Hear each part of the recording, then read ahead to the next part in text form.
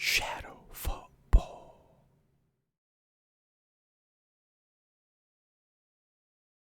I've wanted to make this video for a while now, but I never really knew the best way to do it. Defensive midfield is a special position, and I'm not just saying that because it happens to be the position I grew up playing. It just didn't feel right to me detailing Hasegawa Yui's brilliance using the same structure of my other player analysis videos of going through the careers, explaining the position, and illustrating what they do well. I think holding midfield deserves another structure, and in my opinion, a better way of describing the role. Former Spain manager Vicente Del Bosque said that you should go follow my Instagram page. Yeah, I finally made an account on Instagram, so please give it a follow so you can be as cool as Del Bosque. He also said about Sergio Busquets, the holding midfielder for the 2010 World Cup and 2012 Euros wins, if you watch the game, you don't see Busquets. But if you watch Busquets, you see the whole game. In my opinion, Hasegawa's best performance so far this season was Manchester City's 1-0 win against Brighton way back in September of last year. So for this video, I will be analysing Hasegawa's individual performance that game, explaining the role of the defensive midfielder along the way. To give this video a better title, but the one that I didn't use because it's a bit too long, it would be Manchester City 1, Brighton 0. Through the lens of Manchester City and the WSL's best midfielder, Hasegawa Yui. When Manchester City have the ball on their own half, Hasegawa has 3 jobs to do. 1 is to scan the pitch to see where everyone else is. 2 is to always present herself as an option to pass to. And 3 is to direct where the ball should go if she's not in a place to receive the ball. What separates a good holding midfielder from an exceptional one is if she knows what to do with the ball before she even gets it. Pattinson runs down the left-hand side and Alexandri clears her cross away. Hasegawa is in the perfect position here, protecting the back 4. As soon as City regain possession, keep your eye on Hasegawa here. She quickly scans the pitch and puts herself in a position to receive the ball, and without hesitation plays a brilliant pass to Fujino to relieve pressure, and set her team on the front foot to attack, which is shut down well by Vilamala. She constantly puts herself in a position to receive the ball to help her team build out from the back. Look at her here constantly asking for the ball, redirecting the focus of the attack, telling her teammates who to pass the ball to, and scanning the pitch. I'd be surprised if she doesn't get physio treatment for whiplash for the way she constantly swivels her head to scan the pitch. Hasegawa is the brains of this City team. She's the one that directs traffic and allows her teammates to flourish. She constantly plays the simple option, the kind of pass that makes you go, oh yeah, of course, that was the obvious option. In a team full of lethal attacking talent, you need a player to play the simple game. The player to give the ball to these talented attacking players, and Hasegawa does just this. Passes like this one just make sense, but too many players will try to overplay it and make it all fancy and complicated, but Hasegawa just goes for the simple option of passing it to the world-class winger that is Lauren Hemp, allowing her to cast her magic and play a decent cross in for Bunny Shaw. When City are in the opposition third, Hasegawa's primary role is to, again, present herself as an option to pass to, but this time, it's a bit different. Hasegawa will always position herself in a spot I'm going to call the safety net position. It's a position like this one, where City are on the attack, but Hasegawa is always lurking behind, always ready to receive the ball. She'd be making a call along the lines of, I'm back here, but only if you need it. Her role here is to provide her team a safety net to keep possession when they've run out of ideas to go forward. Hasegawa then gets the ball and resets the attack for City to go down the other side. She will always provide this option for her teammates, and half the time they don't even pass her the ball, but that's okay.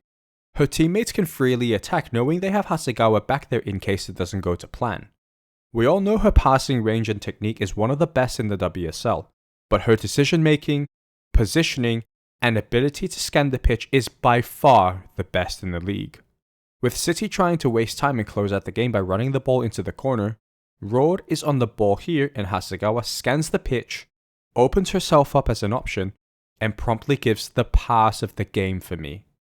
Fowler is in a good position here, and a ball along the ground would give her the opportunity to take a first touch towards goal and score. Hasegawa spots this and passes the ball straight to Lauren Hemp so she can run it into the corner again and waste more time. As good as she is on the ball, I think her game off the ball is even more impressive and often overlooked due to her technical prowess taking center stage.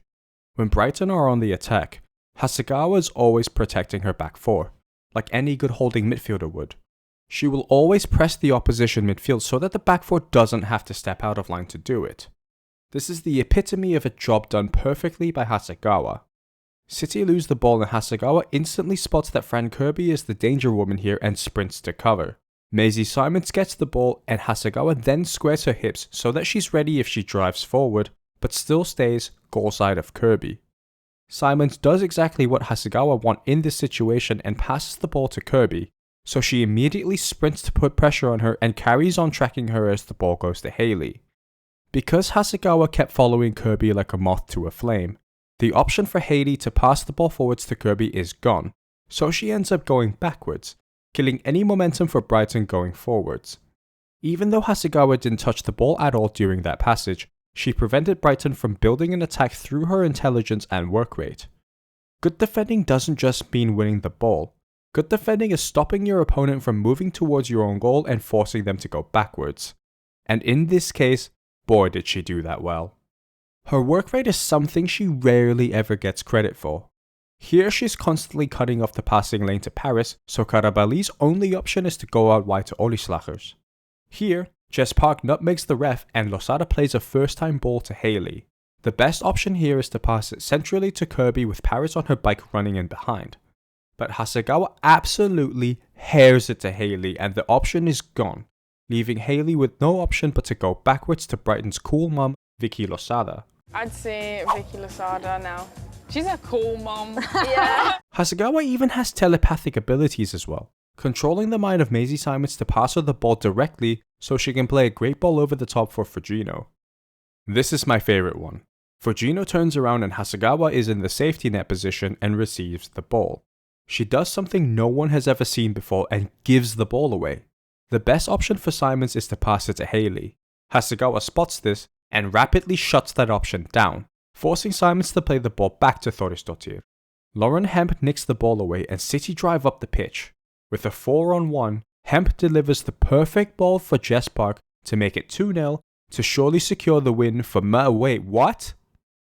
On top of her underappreciated work rate, she often fills in for teammates if they wander out of position as well.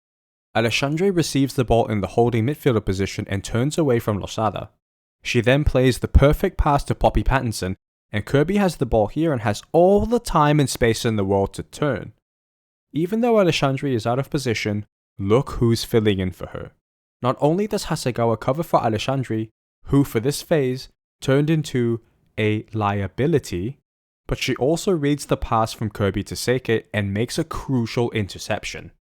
And here, Miedema loses the ball to Bergsvan and Fran Kirby must be sick of seeing Hasegawa on the pitch because she intercepts another through ball and then sets Kasperai off for her to attack. Another job for the holding midfielder is to fill in the gap between the centre back and fullback when the fullback is dragged out wide to defend a winger. This is something Hasegawa is absolutely incredible at. She spots that there is a 3-on-2 here and thus starts to veer towards that side. Before Olislagers and Agyemang even know what they're doing, Hasegawa is already on red alert and can sniff that danger is coming down this side. Leisel has gone out wide to close down Olislagers. Hasegawa marks Paris whilst keeping an eye on Agyemang, filling in the gap between Leisel and Alexandre. The moment she realizes the ball is going to Agyemang, she sprints over like she's late for the team bus and gets to the ball first, drawing the foul from Agyemang in the process. Holding midfielders often get little to no credit in a game due to the fact that it's easier to identify and praise forwards and defenders for their contributions to their respective teams in terms of goals and assists or tackles and clean sheets. And this is why I wanted to make this video, shining a light on the less noticeable aspects of the game and bringing them into the spotlight. A good defensive midfielder can completely transform a team, and the clean sheet Manchester City kept has Hasegawa's name written all over it. The only real chance Brighton had came from a mistake at the back rather than Brighton breaking down City's defence, which is a real testament to how well Hasegawa defended since Brighton never really got close to building up a meaningful attack. The first thing most people say about Hasegawa is that everything goes through her, she never gives the ball away, and she's such a technically gifted player. Which is all true, don't get me wrong. But her defensive work, in my opinion, is far more important to City than her ball playing skills, and is pretty much always overlooked. This is even more impressive considering she only started playing as a 6 when she joined City. Her football IQ is so high that she can seamlessly transition from an attacking role to a holding midfielder role and play it like she's been playing there her whole life. I'm going to put this out there now, no other player in the WSL compares to Hasegawa when it comes to her decision making, vision, technique, defensive work rate, and football intelligence at the base of the midfield. The next time you watch a Manchester City game, I urge you to just watch Hasegawa for the whole game. Forget the likes of Bunny Shaw, Lauren Hemp, Fifiana Miedema, Jill Roord, and in Gareth Taylor's case, Chloe Kelly, just for one game. Focus on Hasegawa, and you'll see for yourself just why she's the best midfielder in the Women's Super League.